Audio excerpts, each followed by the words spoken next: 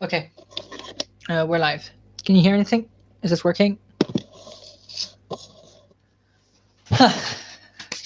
Okay. Well, um, hi. My name is Andy Kikla, and so today I'm going to be doing my second ever live stream. And so, just very quickly, before I start, I wanted to do this video on May 4th, to celebrate International Star Wars Day. But there were some complications in that, and so that's why I'm doing it 11 days later on. Oh, this is going to get fun. Hello, Jojo. I don't think I've ever heard of your name before, but thank you very much. So anyway, let's start this video. Let's start this live stream the way that I usually like to. Hello everyone, I'm Nikla back again here, and so today we're going to be talking about The Last Jedi in this new series about bad films and how to make them better. So yeah, this was supposed to be done like 11 days ago, but I forgot and there were some complications. So that's why today we're doing it now. So anyway, very briefly beforehand, Last Jedi is the 8th film in the Star Wars saga. It is, for me at least, I know some people might disagree, but I find it to be the worst one in the entire series. It is so bad, and it is full of so many plot errors and things. Hey, hello, I'm fine. I'm going to be talking about The Last Jedi for, I don't know, 50 minutes, 1 hour. So, yeah, before, I think it should be very good if we talk very quickly about the film in general, and then we start going into the and then we start trying to see what we can change. So when we start off the film, I honestly really like the film to start off with. The beginning scene where you've got that I forgot how the name of it, but the gigantic battleship with the two giant cannons underneath that destroy the base in one go.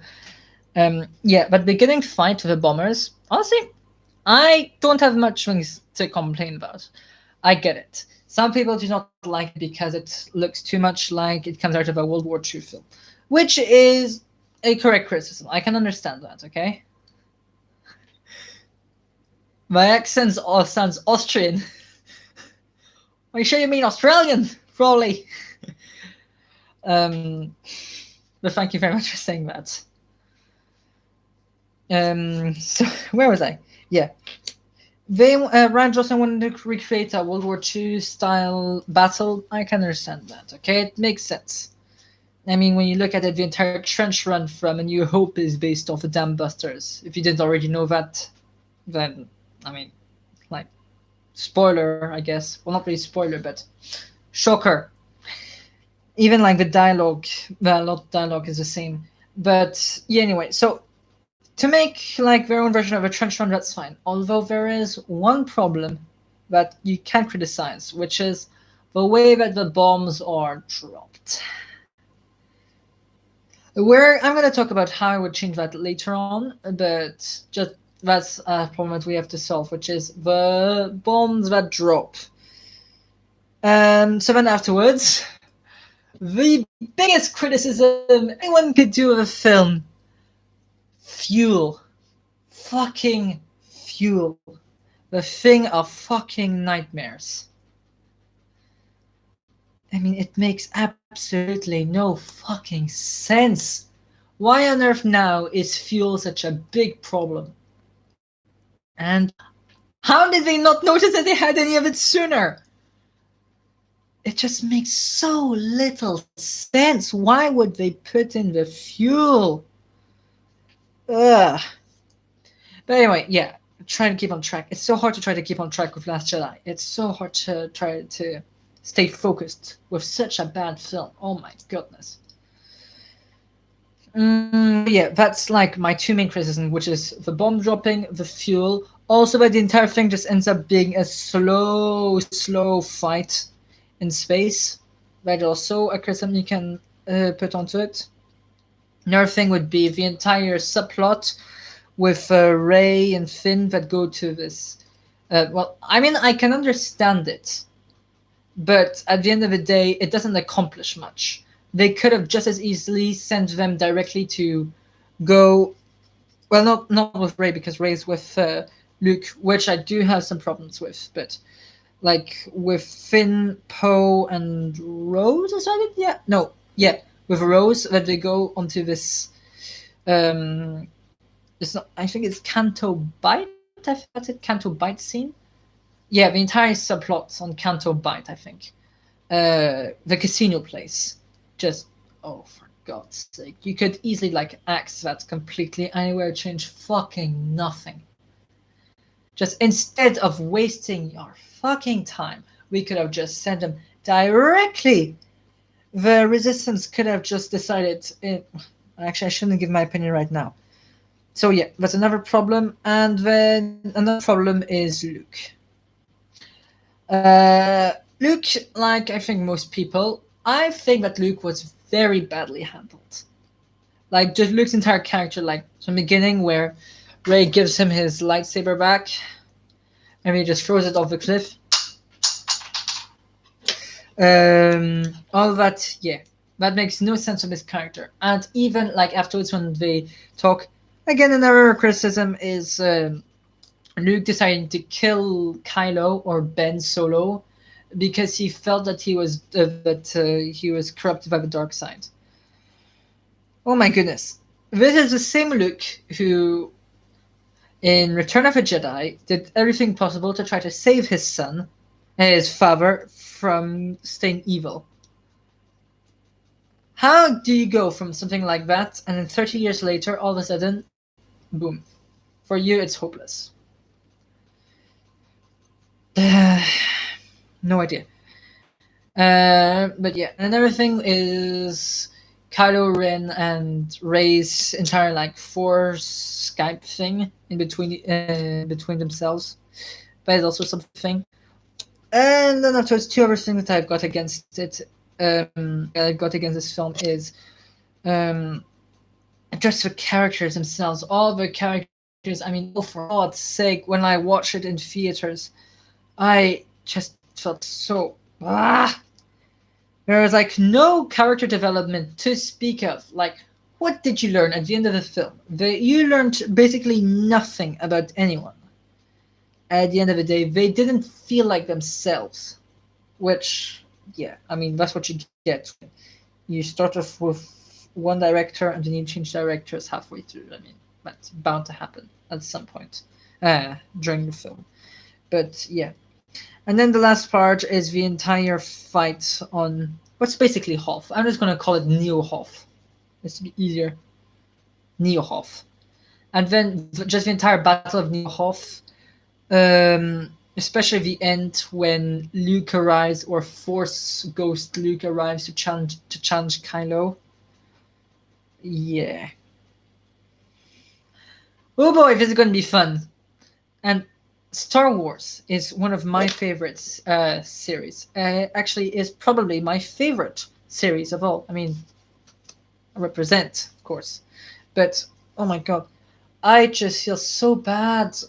Just feel so bad for Star Wars because they have to live with the failure that is Last Jedi. Not to say that the other films are good. Like a lot, I like most people think that the original trilogy is superb, and that the prequel trilogy is like, it's fine. It's not like great. It's not like bad, but it's not like original trilogy good. But it's good. It's enjoyable. But the sequel trilogy, oh my fucking god, so bad. But that's not my place to say. I'm supposed to do an analysis and try to make films better, but this is going to be hard, like I said. So yeah. So first thing that we have to that I would like to change is just the battle with the bombs. Okay, I get it. It looks cool, and I can understand that rule of cool and everything.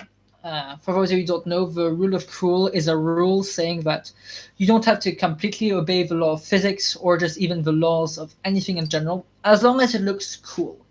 And you can do that to a certain degree. There's a point where that stops. For a good example, I would say Mulan, the 2020 remake of Mulan, is a film that uses too much of a rule of cool. There are too many cool things, and it tries to suspend your disbelief for too long. It's just, oh my fucking god. Sorry, I'm swearing a lot in this video. I don't know if you noticed, but I'm swearing a lot because, yeah, this is hard for me. It's hard. Anyway, so yeah, if you want to do something that's rule of cool worthy, okay, fine, but don't do something that acts by. Please, your connection is unstable. Please wait while we're trying to reconnect. I'm not going to continue just in case. I'm going to try to continue, but my connection seems to be unstable, so sorry if it bugs a bit on your end. So yeah, but then if my main problem with it is that, okay, I brought this here to try to like an example. This here is the planet, okay? This is a planet, okay? Over here, you've got the Star Destroyer. And then, for some weird reason, for some weird reason, the bombs, they fall down like this onto it. But if you wanted to abide by the law of gravity, instead of going down, it should be facing towards the planet instead. Although then you could make the case that it's actually like this, the Star Destroyer, although no. Many shots during the film show you that it's head forward. Actually, it's even slightly more elevated so that it can shoot down to the planet. But yeah, it is not angled like this. It is specifically angled towards the planet. So yeah, rule of cool, okay. But then in that case, instead of having the Star Destroyer over here, you should have it like this. So that way, at least that way, the bombs, they would actually follow, gravity, if that's what you're trying to do. So yeah, I brought a ball specifically for this. So yeah, that's the first thing. So already, that's a very, very simple change. Just very simple. You just angle the ship, so instead of going forward to the planet, it's angled with the planet, so that gravity would actually obey the rules of that way the bombs actually obey the rules of gravity. That's fine, okay.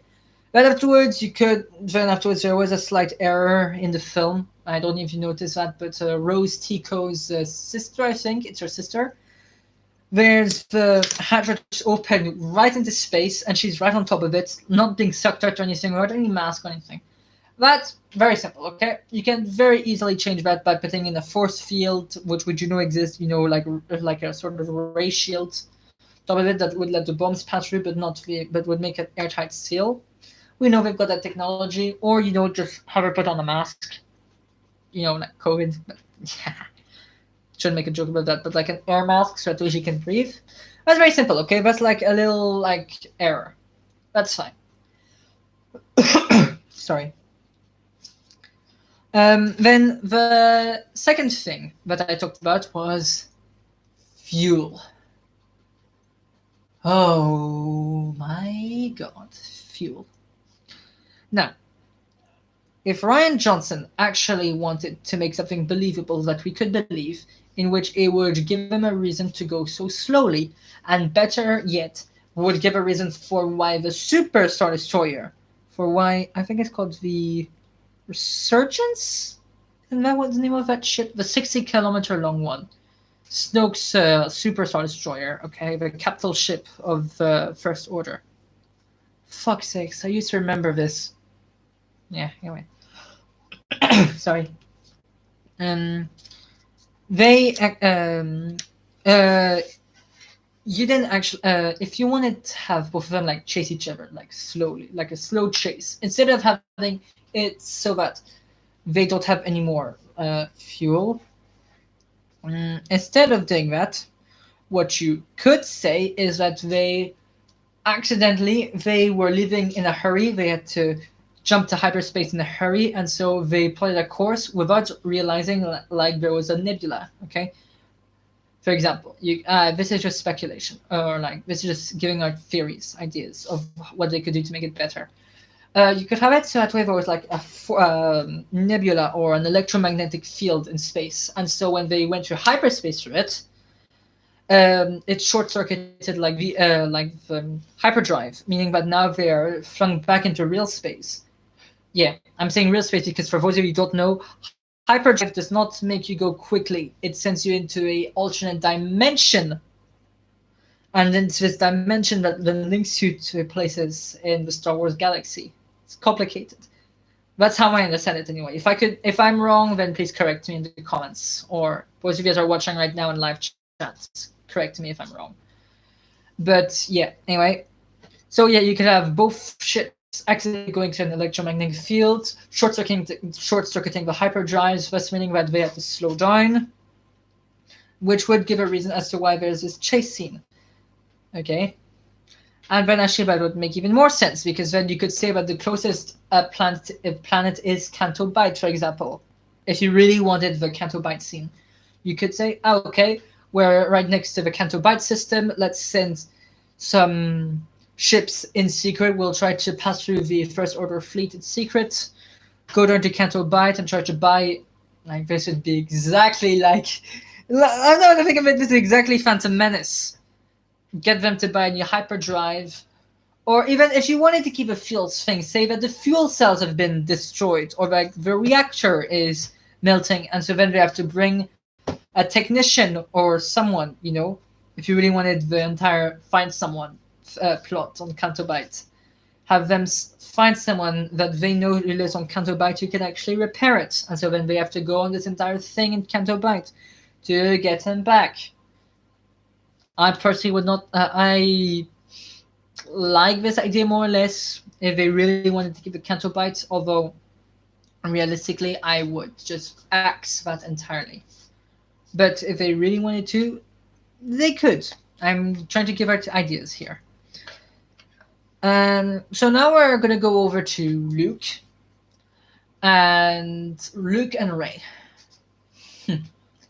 Now, what's interesting here is that they tried to develop Luke as a character, but the problem is that they developed him as Overly Sarcastic Productions. Great series, by the way. You should really watch Overly Sarcastic Productions on YouTube. Fantastic. They did say in one of their episodes on Trope Talks, I don't remember which one it was, but they said they developed Luke's character too much from how he was before. Which creates problems, because then afterwards we've got because, like I said before, at the end of Return of the Jedi, he's going to create a new order and everything, and we clearly see that he wants to that he sees that anyone can be redeemed. He had redeemed his father just before he died, Darth Vader, and he redeemed him. Now, what you could do if you really wanted Ben Solo to go to the dark side, and if you really wanted Luke to attack him, what you could do is that you could have Snoke, okay, or Palpatine, because yeah, or you don't. Actually, I shouldn't spoil it in case, but yeah, okay, let's just say Snoke for those of you who haven't watched it. So Snoke. Snoke controls Ben, okay? We can say that through some way. They can think of it. I'm thinking Sith holocron that he uncovered, or something like that, or even through manuscript or something, okay? It's not very important. But he and Ben start communicating, okay? And so while Master Skywalker, so Luke, is teaching him, at night, Ben is speaking with Snoke in secret, okay? And so what you could do is that then, I see it either two ways. First of all, Luke comes in and finds Ben speaking with Snoke, okay? So he quickly gets up, gets out his lightsaber, and then starts to charge to try to destroy the object, okay? But just as he's trying to, Ben gets out his lightsaber to try to protect it with his life, okay? Because he thinks that his uncle is coming in to kill him because he's holding. Okay, let's use the Sith holocron. Okay, let's say, or I mean, this looks more like the planetary Lord of the Rings than a Sith holocron. But let's say this is a Sith holocron. So he's holding it, speaking with Snoke. Then Luke comes out with his lightsaber. Ben, since he doesn't understand that Luke is coming to get it to try to destroy the Sith holocron. Okay, he gets out his lightsaber, trying to defend it with his life. Okay, and so he accidentally damages or hurts Luke. Okay, and then runs away.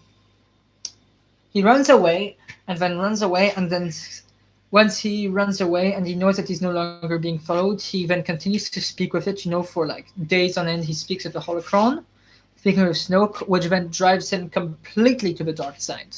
Okay, and during all this time, Luke isn't just waiting passively. Luke is asking his Padawans to come with him. They're searching everywhere for him. They're trying to find him to bring him back home.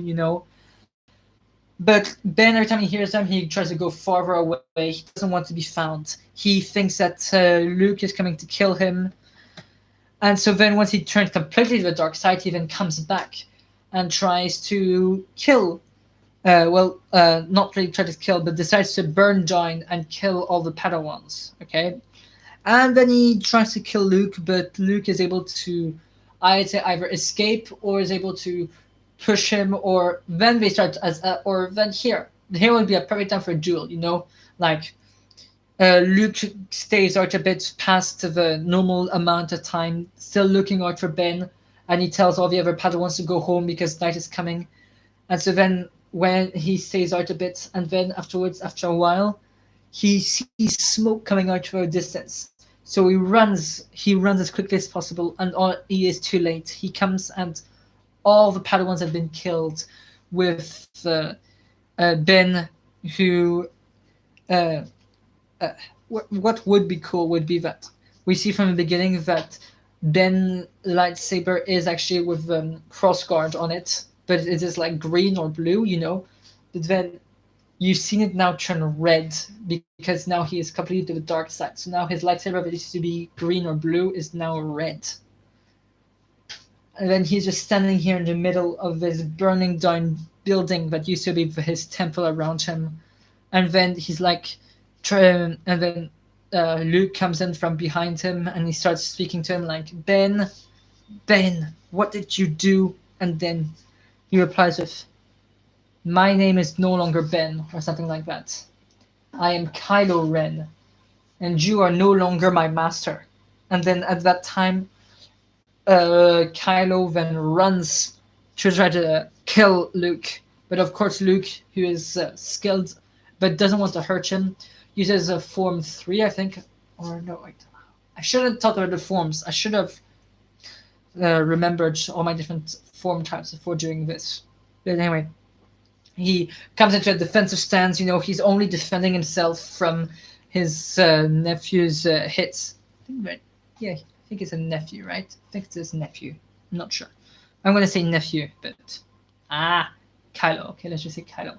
So he's protecting himself from Kylo's hits, and so he's going backwards and backwards. Okay, but then once he sees that he is about to fall off a cliff, okay, so big, and then he looks down and tries to with Kylo, trying to tell him that he doesn't have to do this, like what he did with Darth Vader, but Kylo is having none of it, because he heard the stories of how Luke, we can say that Luke told his Padawans the story of Darth Vader and how it's not always the best thing to fight. Sometimes you have always tried to bring people back. Everyone can be saved. And so, of course, since Kylo knows this and he knows that Luke is going to use that trick on him, he doesn't listen. He pretends like he cannot listen. He goes into the blindest rage possible to try to not hear. He's swinging violently. He's always saying to shut up, shut up, shut up, or he's screaming as hard as possible, trying to drown out his sound so he cannot hear. And so when Luke sees that he won't be able to, since he doesn't want to fight his nephew, he doesn't want to kill him, he decides to either jump off the cliff and like fake his own death, like fall into water or something like that. Or reversely, he pushes Kylo with a force. He pushes him away. That way he can escape. Okay. And so then, of course, he arrives to his X-wing, which he's able to start up. There's R2 there. He brings back. He goes to find his sister Leia to explain what happened. He leaves R2 with the coordinates and then goes off to the planet where we find him. So already when he does like that, he is again a master in exile. He is a Jedi who is in exile now, but now at least he is now changed, because now it's been years now that he's been on the island, and he now realizes that he was wrong. He thought that he could save everyone, okay, that everyone could be saved since he saved Vader. He thought he could save his nephew. But then that point where he saw that it wouldn't work, that's when he decides to be grumpy. So if you really want to have like that grouchy old version, you still want to keep that version, that's how you do it, okay? It's not difficult. Like, I literally just solved it in less than 5 minutes. I gave an entire backstory as to why now he is completely reformed. He doesn't believe in it because he tried his best to save his nephew, but nothing worked. He tried all of his tricks. He tried saying, Kylo, there's still good in you. You can still turn back. You don't have to do this and everything. But it didn't work. Okay? And so once he sees that, instead of having him wanting to kill the Jedi, you could say that now he says that the Jedi's cause was wrong. So, like, he says that, so, yeah. If you want him to still want the Jedi to end, that's how I think he should do it. Because then it makes sense. He used all this training that he had, he did everything that he could, he used his most powerful tool, which was reasoning and bringing people to the other side, but it didn't work. So he doesn't seem to see that there's any point in it anymore. So yeah, there you go. And so then afterwards, when Rey comes to meet up with him, when he sees his lightsaber, you could say that when he sees it, he gets so afraid of it. He's so afraid of it that he doesn't even like pick it up. Like when Rey comes over and gives it to him, he like goes back. He doesn't want to touch it. He is so afraid of holding his lightsaber now anymore. Because, well, actually, no, that wouldn't make much sense, wouldn't it? Nah. Well, what we can say is that when he picks up his lightsaber, he keeps it, okay? He keeps it with him. And so then instead of, like, pretending that Rey doesn't exist and not train her from the beginning, he does train her, but in a way that she finds different, because she's heard these stories of how the Jedi were supposed to train, but then he trains in a completely different way. He trains her to use her force powers, but not to be afraid.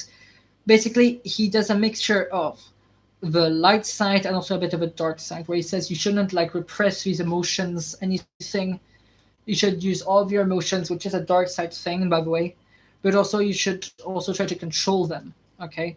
So use your emotions, but also know how to control your emotions at the same time.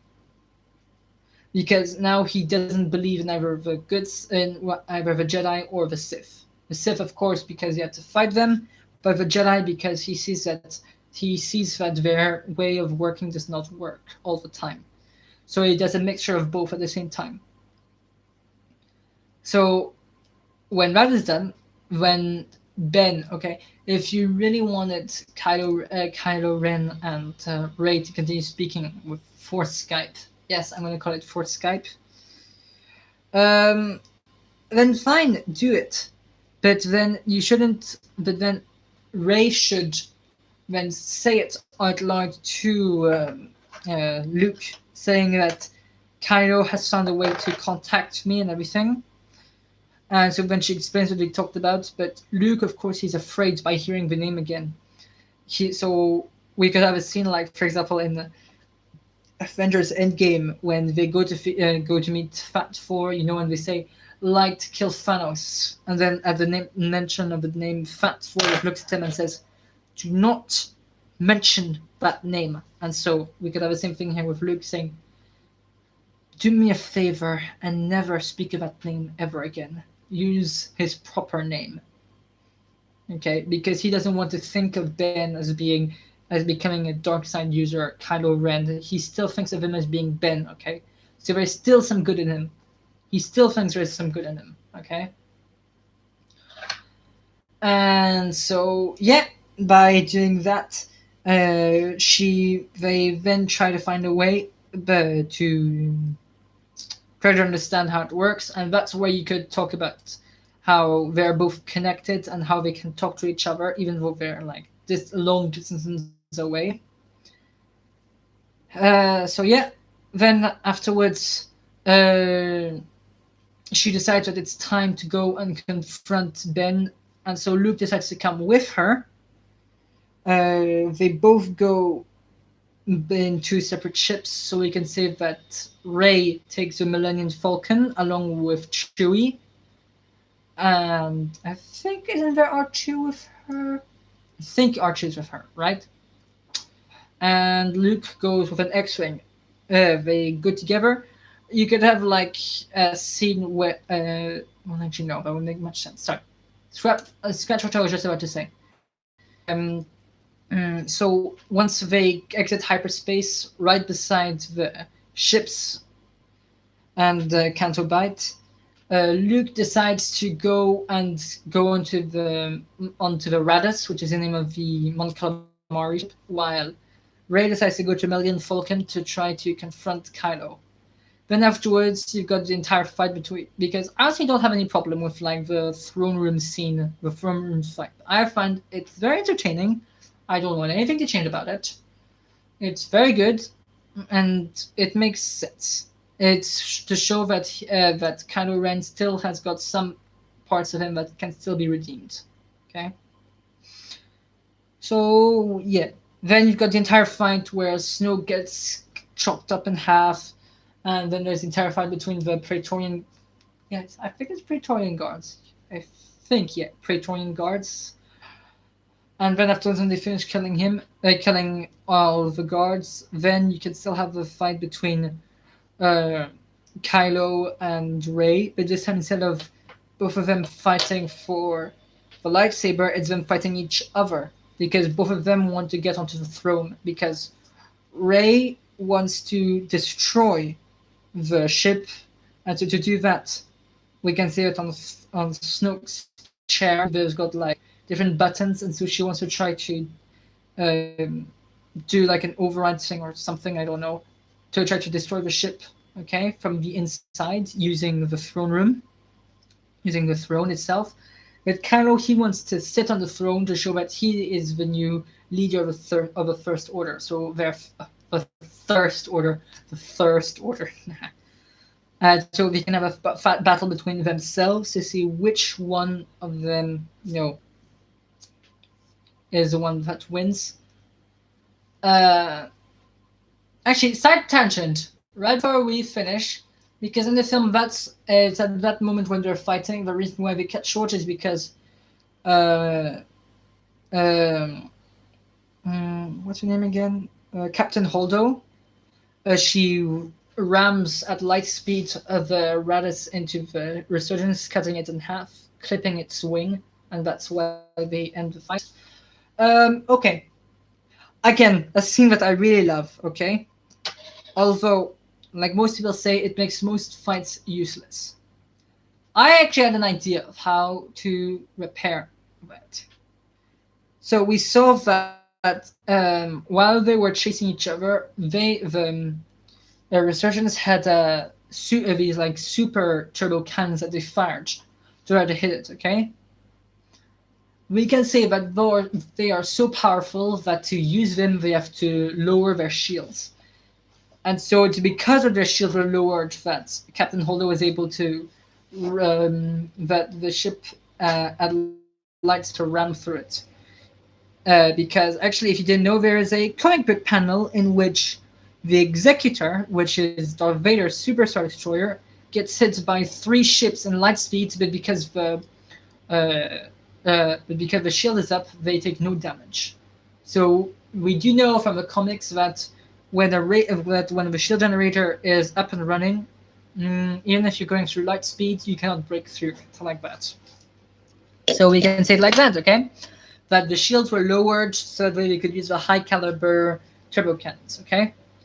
Makes a lot of sense. High caliber turbo cannons need, of course, more power, and so they had to reroute power from the generators over there, which is why they only use it to hunt down smaller prey that they know cannot fire back.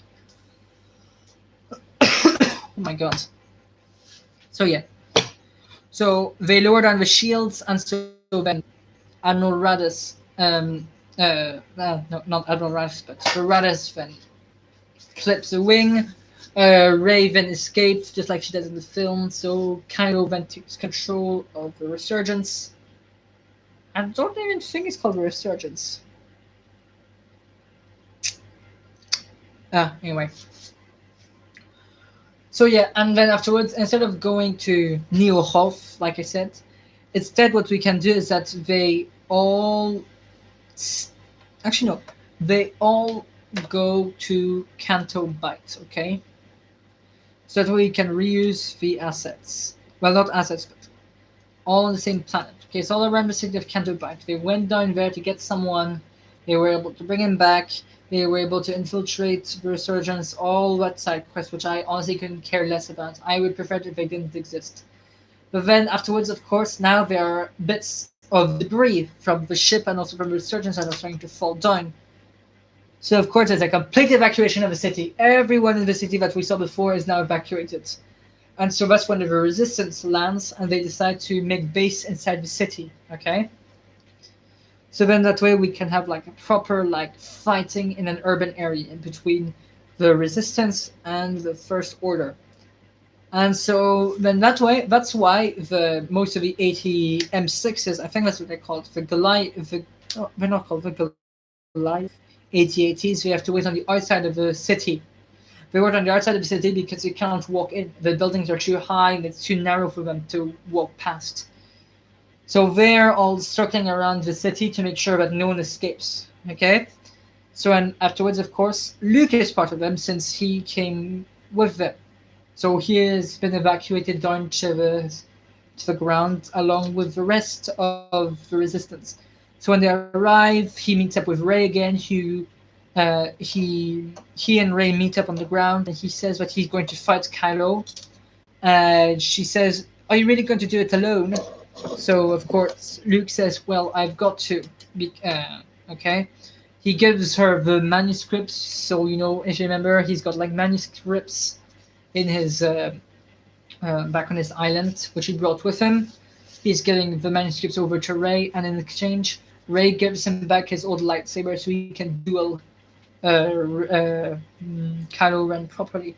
So then, of course, he comes down, and so, of course, here, of course, then Kylo Ren, instead of Kylo Ren telling all the ATM-6s to shoot, he had General Hux instead. General Hux who says, "Fire all of the cannons," and then Kylo Ren says, "No, I am going to go down and fight Dawn or Jim or something like that." I'm not good with dialogue, as you can clearly see. He goes out and starts battling Luke in a lightsaber combat, okay? And so then, of course, Luke sacrifices himself. But the way he does it is that he lets himself get speared, gets hit in the gut all the way to the end, just so he can get close to Kylo Ren to whisper something in his ear, okay? And depending on what he doesn't want to, he could tell us what it is or what it isn't. It's not really important anyway. But what it does is that it makes him falter for a while. Even when he switches it off and Luke's body force ground disappears, he's still like shaken, like like he is completely like he's lost all the color. He's like completely pale. after what was just said. And then he snaps out of it. Um, and then, of course, by then, you've got the thing where this time, instead of them being trapped and then Ray has to lift up all the boulders, instead, here, what you can have is them running and then Ray, like, taking bits of debris around and creating a wall in front of them to protect them from the blaster fire while they're getting onto the Millennium Falcon. So, yeah, that's my version of what I should think they should have done for Last Jedi. I didn't want to like rewrite the entire trilogy, like that'd have been way too long, and I just wanted to make a quick upload very quickly. So yeah, that's it. Thank you very much for watching this video, and so I will see you next time. Goodbye.